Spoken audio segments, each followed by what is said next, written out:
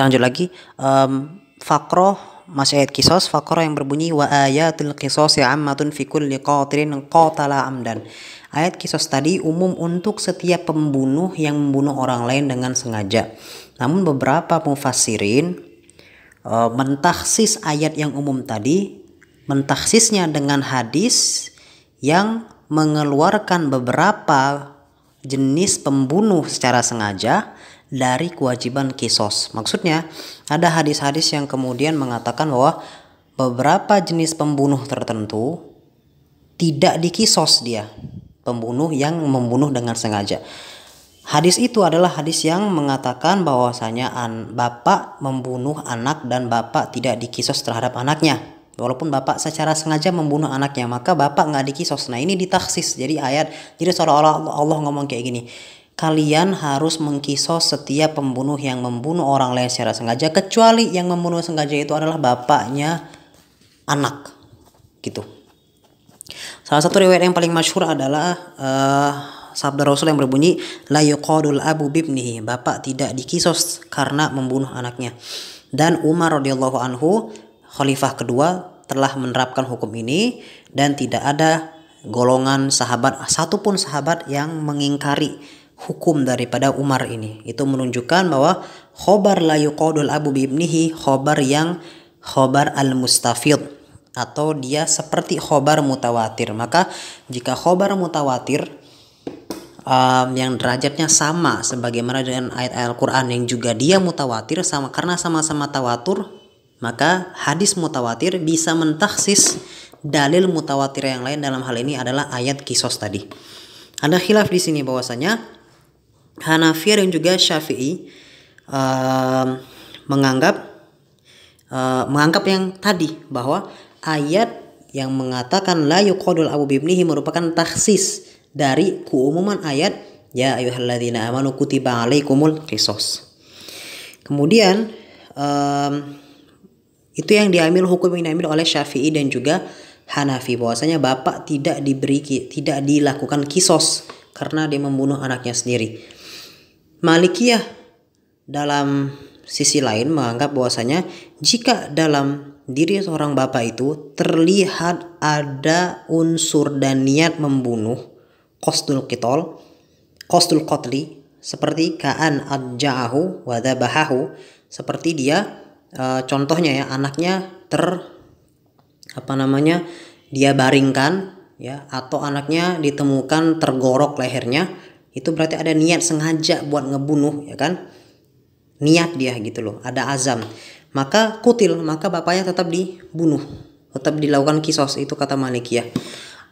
Jika ada unsur-unsur ketidaksengajaan, contohnya bapaknya tadi romahu bisilahin, contohnya bapaknya tadi melempar panah ke anaknya. Maksudnya bukan buat membunuh, tapi maksudnya untuk adaban, untuk ta'adduban, untuk mendidik dia. Gitu cara didik orang Arab zaman dulu kan, ngelempar anaknya dengan panah, atau bahkan dibilang khonaqohu, mencekeknya bukan niat bunuh tapi niat untuk mentakdib atau untuk mendidik anaknya, tapi nggak dengan perlakuan tadi nggak sengaja anaknya kebunuh. Kalau kayak gini lam yuqtal bihi, bapaknya tetap tidak dibunuh. Jadi dilihat, kalau Malikiyah dia mentafsir, dilihat dulu bapaknya ada niat sengaja ngebunuh nggak. Kalau ada maka bapaknya dibunuh. Kalau nggak sengaja, contohnya dia nggak sengaja pengen lempar anaknya, lemparannya juga pelan, ternyata nggak tahu kenapa anaknya kebunuh, maka bapaknya nggak dikisos, kayak gitu. Juga ada ikhtilaf antara ulama, apakah jamaah yang membunuh satu orang dikisos jamaahnya atas membunuh satu orang tadi.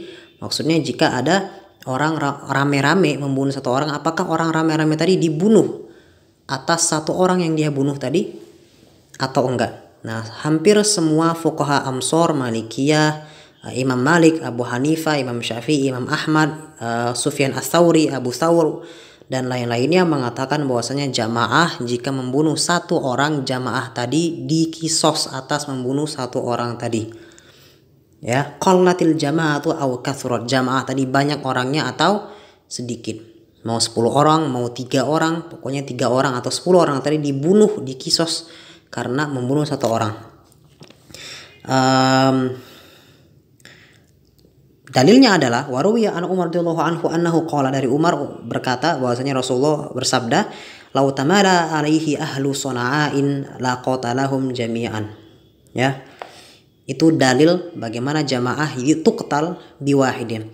Tapi ada Dawud al-Asfahani atau Dawud al-Zuhairi dan juga ahlu Zuhair yang lain, fuqaha Zuhairiyah yang lain mengatakan bahwasanya jamaah tidak dibunuh karena membunuh satu orang, karena nggak ada kesamarataan di sana, nggak ada musyawarah, nggak ada mumasalah. Ya, jamaah 3 orang yang dibunuh 1 orang. Maka jamaah tadi tidak dibunuh karena membunuh 1 orang tadi. Kenapa? Karena tidak ada musyawarah, tidak ada mumasalah, tidak ada kesamarataan di antara 2 golongan pembunuh dan juga yang dibunuh. Itu kata Imam Dawud atau Dawud az-Zuhairi al-Asfahani. Oke. Kemudian dirot lagi bahwasanya bahwasanya jika hukum ini diketahui oleh orang-orang banyak, walau aliman nas wa annal jama'ata la tuqatalu bil wahidi la tamala al a'da'u ala qatli aduwihim. Benar. Wa balagu muradahum min qatli wa najau minal qawdi bil ijtima'. Jika orang-orang tahu bahwasanya jamaah nggak akan dikisos karena membunuh 1 orang, pasti semua orang akan melakukannya. Gitu. Dan dia bakal selamat dari yang namanya kisos. Gitu. Ini konsekuensi dari mengatakan bahwa jamaah tidak dibunuh karena membunuh 1 orang. Itu dirod atas atas Dawud Zuhairi, dikatakan oleh fuqaha Amsor. Maka sebenarnya yang rajih adalah al jama'atu tuqtalu bil wahidi. Kemudian juga ada ada khilaf lain. Di sini masalah lain yang khilaf juga ulama di sini. Malikiyah, Syafi'iyah menganggap bahwasanya ayat yang berbunyi tadi kutiba alaikumul qisas merupakan cara Allah pengen mengatakan kepada kita bahwa qisas itu merupakan yang dikatakan musawah dalam qisas itu juga harus berada dalam kaifiyatul qatli, bahwa mumasalah nggak terjadi kecuali cara membunuhnya juga harus sama. Jadi mumasalah itu terjadi dalam dua aspek. Ana pahamnya di sini. Aspek pertama adalah siapa pembunuh dan siapa yang dibunuh. Jika merdeka dan merdeka maka ada mumasalah di sana. Kedua, mumasalah terjadi kalau si pembunuh dibunuh dengan cara dia membunuh si maktul. Misalkan ya dikatakan di sini faman qutila taghriqan faman wa man radakha ra'sa insanin bihajarin faqatalahu qutila bi radakhi ra'sihi bil hajar.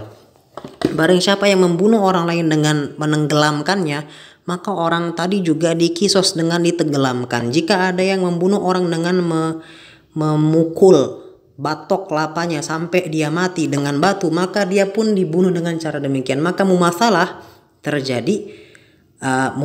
terrealisasi jika cara membunuh si pembunuh juga sama gitu. Mumasalah nggak terjadi dengan melihat kedua pihak pembunuh dan yang dibunuh, tapi mumasalah juga terjadi apakah kaifiyatul qatlinya juga sama. Begitu. Itu kata Syafi'iyah dan juga Malikiyah. Sedangkan dalam masalah yang sama Hanafi dan ashab Imam Hanafi mengatakan bahwasanya yang wajib dalam kisos adalah itlafu nafsin binafsin. Yang penting adalah direnggutnya jiwa karena jiwa lain terenggut.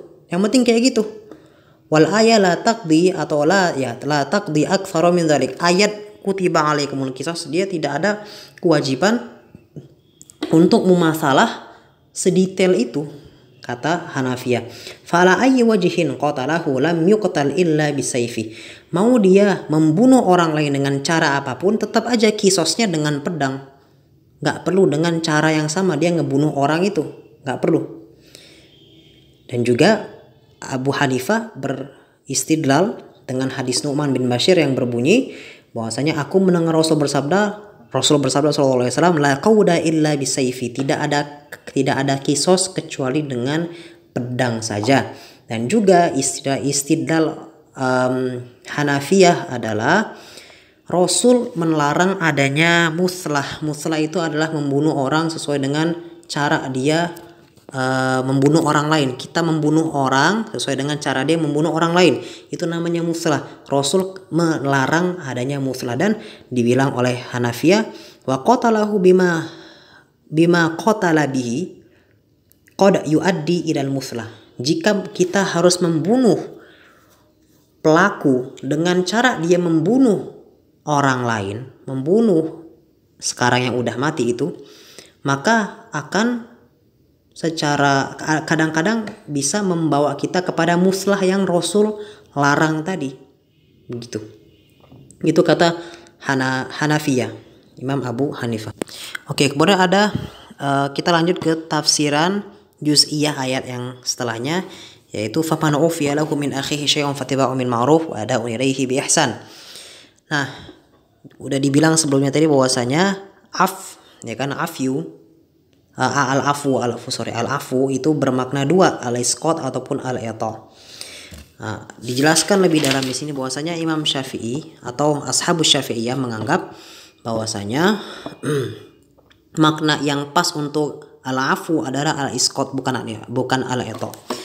Yang mana al-isqat artinya adalah menggugurkan.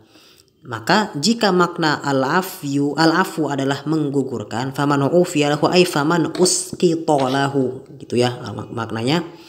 Maka makna menurut Syafi'i adalah fa ayyu qatilin taraka lahu min akhihi syai'un min al-qisasi fattabi'ahu ayyuhal qatilu wa addi ilaihi bi ihsan. Ya, wa addi ilaihi bi ihsan. Nah, barang siapa yang digugurkan kewajiban qisasnya, maka ikutilah, wajib bagi kamu wahai orang yang membunuh, wajib bagi kamu mengikuti keinginan keluarga yang dibunuh orangnya, yang dibunuh keluarganya. Jika keluarganya pengen kamu diah, maka kamu wajib membayar mereka diah, gitu. Jika mereka pengen kamu qisas, maka kamu wajib qisas. Maka yang ditekankan oleh Syafi'i di sini adalah berarti yang wajib bagi qatil, yang wajib bagi pelaku adalah dua hal, qisas ataupun jika dimaafkan dari qisas, jika digugurkan kewajiban qisasnya oleh keluarga korban, maka dia. Maka ada dua yang wajib di sini dalam pandangan Syafi'iyah, qisas ataupun dia, dan mereka dua hal ini tidak bersatu dalam satu keadaan. Kadang-kadang qisas, kalau nggak qisas ya dia, kalau nggak dia ya qisas, kayak gitu. Dan al-wali fa'ayyuhum akhtarahul wali ajbaro al-jani alaihi. Keluarga korban berarti manapun yang dia pilih, mau milih qisas ataupun mau milih dia, mempunyai otoritas untuk memaksa memaksa si pelaku. Walaupun pelaku yang ngomong, sudahlah aku nggak punya uang buat membayar dia, bunuh saja aku. Dia nggak mau, dia mau qisas aja deh, kayak gitu. Tetap bukan tergantung kemauan si qatil, tapi tergantung kemauan si ahlul maqtul atau keluarga korban, begitu. Sedangkan tafsiran kedua yang mengatakan bahwasanya makna al-afu adalah al-i'ta, bukan al-isqat, pemberian. Maka karena sifatnya pemberian kan sifatnya hadiah, begitu. Boleh diambil, boleh enggak, ya kan, bonus. Maka maksudnya faman ufiya lahu adalah faman u'tiya lahu min akhihi syai'un minal mali falyatbi'hu bil ma'ruf wal yu'addi ilaihil janiyu, begitu. Jika kamu diberi pilihan lain atau diberi sebuah pilihan untuk membayar uang, bukannya dibunuh malah, oleh keluarga korban, maka ambil, kalaupun enggak masalah, kayak gitu. Maka sebenarnya bagi golongan kedua, bagi mufassirin golongan kedua, mufassirin yang mengatakan bahwasanya itu makna al-afu adalah al-i'ta, bukan al-isqat, adalah maknanya begini, bahwa yang wajib bagi qatil itu cuma satu, yaitu qisas saja. Yang wajib bagi qatil itu qisas. Adapun al-afu ila dia atau adapun dia tadi sifatnya apa? Sifatnya anjuran. Kalau mau diambil oleh jani atau oleh pelaku silahkan, kalau enggak juga enggak masalah. Yang jelas yang wajib dilakukan yaitu apa? Qisas. Ringkasannya, Imam Syafi'i karena menganggap al-afu al-isqat berarti bagi qatil atau jani, ya, pelaku memiliki dua kewajiban, kisos ataupun diyah, tergantung kemauan si keluarga korban. Kalau kalau al-afu bermakna al-ita' bukan al-isqat, maka yang wajib bagi pelaku adalah kisos saja. Adapun diyah yang bermakna tadi ita', bermakna pemberian, itu sifatnya boleh diambil, ya. Tapi bukan semuanya, tapi dua hal tadi, ya, dia ataupun kisos, bukan tergantung dengan kemauan si keluarga korban. Maksudnya keluarga korban nggak memiliki power untuk memaksa si jani, kamu harus dia atau kisos, nggak punya power untuk memaksa seperti ini. Karena bagi mufassirin kedua ini al-afu bermakna al-i'ta' bukan al-isqat, begitu. Yang wajib adalah kisos. Kalau mau dia silahkan, kalau keberatan ya udah kisos, kayak gitu. Jadi tergantung tergantung si qatilnya mau milih yang mana, bukan tergantung ahlul maktul. Ini pendapat siapa yang mufassir yang kedua? Pendapat Abu Hanifah dan juga pendapat Imam Malik dari riwayatnya Qasim. Qasim adalah ashab Malikiyah juga. Oke, begitu. Kemudian sekarang tafsir tentang walakum fil qisasi hayatun. Hayatu ya ulil albab. Nah, maksudnya adalah bagi kalian wahai orang muslim, dalam hukum kisos, bukan kisosnya, tapi bukan kisos nafsu, ya, tapi dalam hukum kisos ada hayatun wa baqa, ada kehidupan dan juga ada kekekalan baqa, atau ada usaha untuk mempertahankan kemanusiaan baqa, ya enggak? Nah, maksudnya adalah wa innama kana fi syar'il qisasi hayatun, ya anna nasa idza alimu, karena kenapa dikatakan dalam kisos ada kehidupan atau dalam hukum kisos ada kehidupan, kenapa dikatakan begini oleh Allah? Karena jika orang-orang mengetahui bahwasanya siapapun yang membunuh orang lain akan dibunuh pada akhirnya, annaman qatala yuqtal kaffa ba'duhum an ba'din, mereka akan mencukupkan atau mereka akan berhenti dari membunuh, begitu kan? Wa idza hamma ahadun biqatlin akhihi aw jasa khaifatan minal qisasi fakaffa 'anil qatl, barang siapa yang barang siapa yang berniat untuk membunuh orang kemudian tergambar kekhawatiran bahwa dia akan dikisos, maka dia pada akhirnya mengurungkan niatnya, kayak gitu. Itulah hayatunnya tuh di situ. Itu kata mufassir, oke. Fakana fi dzalika hayatun lahu wa hayatun liman arada qatlahu wa hayatun li ghairihi minan nas.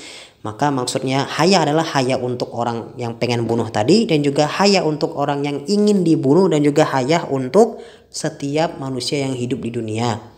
Farubbama waqa'atil fitnatu bil qatli, ya kan? Karena banyak fitnah-fitnah yang terjadi karena adanya pembunuhan.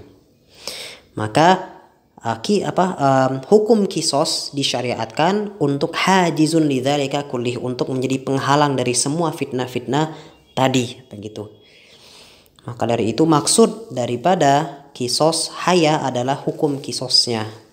Nah, dalam tafsiran lain juga maksud fil kisosi hayatun bukan hukum kisosnya, tapi adalah karena kisos itu sendiri. Minhu al-qisasu nafsuhu, maksudnya apa? Wa yakunul ma'ana anna fil qisasi nafsuhu hayatun li'anna al-qatila idza qatassa minhu kana 'ibratan li ghairi. Maksud kisos adalah haya, nafsu kisos, maksudnya bukan hukumnya, bukan masyara'a min kisos, ya, bukan apa-apa yang disyariatkan dalam hukum kisos, bukan, tapi kisos itu sendiri adalah haya. Maksudnya apa? Maksudnya jika pembunuh dikisos atas siapa yang dia bunuh, maka pasti akan menjadi ibrah, akan menjadi pelajaran atas orang lain. Fayartadi'u man yahimmuna bil qatli, maka orang-orang yang berniat untuk membunuh mendapatkan rodoun atau mendapatkan rasa jerah, ya, fala yaqtuluna wala yuqtalun, maka orang-orang yang niat membunuh tadi pada akhirnya tidak membunuh, dan pada akhirnya mereka tidak dibunuh, maka ada hayatun di sana, begitu. Udah selesai kita dari tafsir walakum fil qisasi hayatun.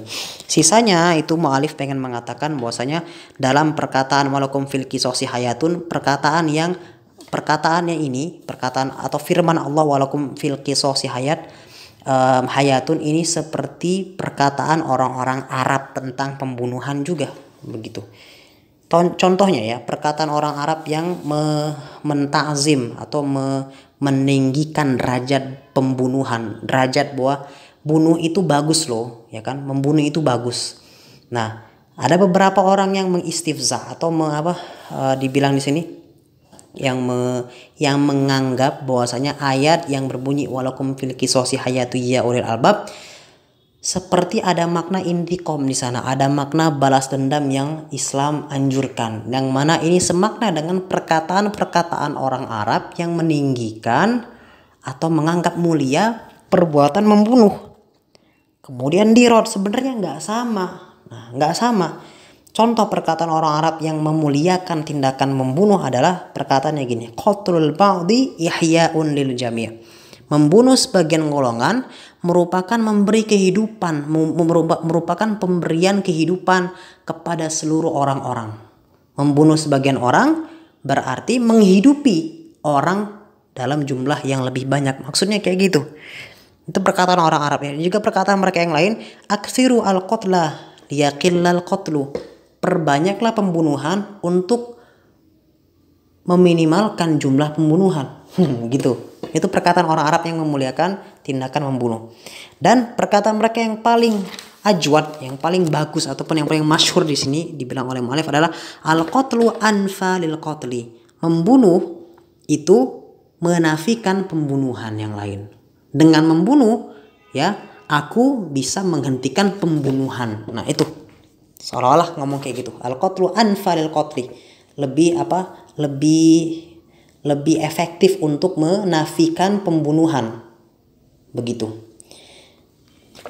Ya, nah, kemudian An-Nazmul Karim walakum fil qisasi hayatun. Adapun firman Allah yang berbunyi walakum fil qisasi hayatun dikatakan qad faqatilka bimarahil, ya. Firman Allah yang berbunyi walakum fil qisasi hayatun faqo, ya, derajatnya lebih tinggi dari perkataan-perkataan mereka yang memuliakan tindakan bunuh ini bimarohil dengan tahapan-tahapan berikut. Pertama, annaha khos, bahwasanya firman Allah yang berbunyi fil qisasi hayatun lebih khusus. Kenapa? Karena kisos merupakan jenis pembunuhan, bukan pembunuhan secara umum, pembunuhan apapun. Sedangkan pembunuhan yang orang Arab muliakan adalah pembunuhan dengan cara apapun. Sedangkan kisos merupakan nau'un minal qatli, ya.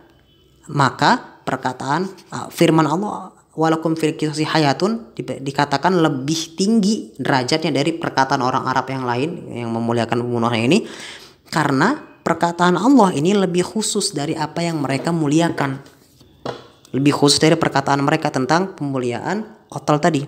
Kedua, anna qawlahum al-qatlu anfalil qatli zahiruhu anna al-qatla sababun fi nafil qatli wa huwa muhalun. Kedua, cara kedua kita untuk mengetahui bagaimana walakum fil qisasi hayatun lebih tinggi derajatnya dari perkataan orang Arab yang seolah-olah sama maknanya, yaitu memuliakan tindakan membunuh ya, adalah perkataan mereka yang berbunyi al-qatlu anfalil qatli. Pembunuhan itu cara yang paling efektif untuk menafikan atau meminimalisir pembunuhan. Zahirnya seolah-olah pembunuhan merupakan sebab atas tidak adanya pembunuhan. Zahirnya gitu. Dan ini hal yang mustahil, nggak mungkin, gitu kan?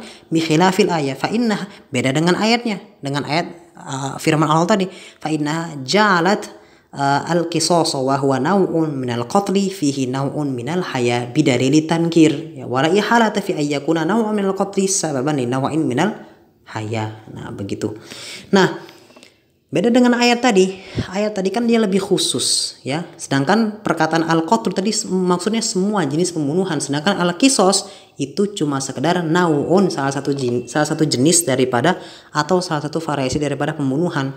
Maka tidak ada kemustahilan jika dikatakan nau'un minal qatli bisa menciptakan kehidupan. Dan juga hayatun di sini dinakirohkan. Maka jenis hayah manapun ya bisa masuk di sini, bisa masuk dalam perkataan hayatun.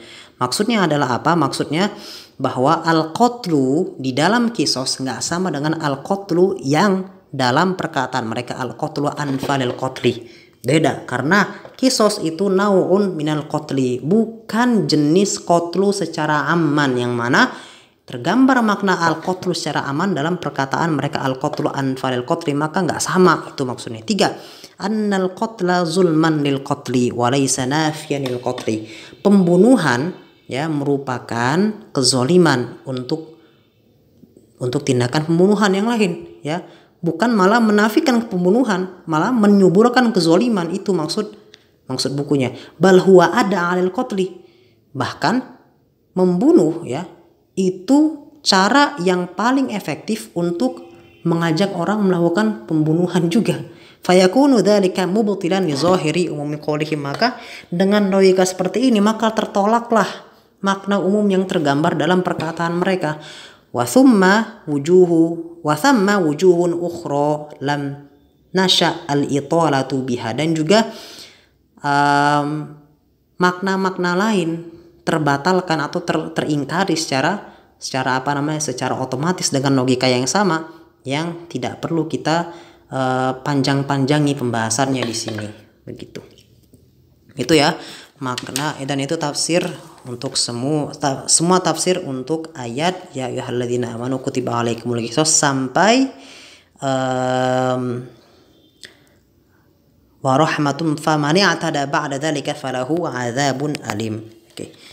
Kita lanjut di ayat yang lain, ayat Khomer. Insyaallah kita lanjut ke ayat Khomer.